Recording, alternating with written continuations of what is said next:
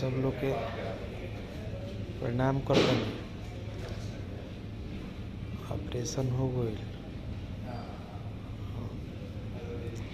अब तो बिल्कुल स्वस्थ हो रही, काम भी शुरू कैले रही। ये अचानक 10 दिन जवन फीवर आयल है, मैं काफ़ी कमज़ोर भी हो गई है। हाँ, जब जांच करावल गई है तो जवन पहले वाला बीमारी रहे वह इन्फेक्शन बढ़ल जांच में पावल गई है।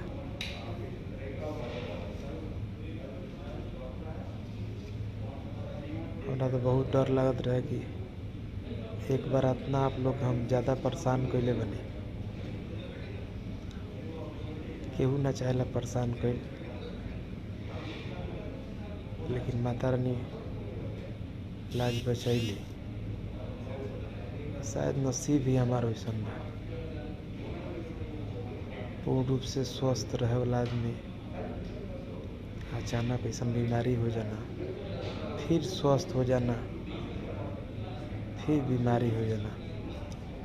लेकिन डॉक्टर सुभाष गुप्ता जी के बातचीत भइल आश्वासन से शहनवाज सर ऑपरेशन कैनी है। वहाँ का आश्वासन देनी है कि आपके हम 8 से 10 दिन में 4 फीट कदम में आप काम कर लायक हो जाए।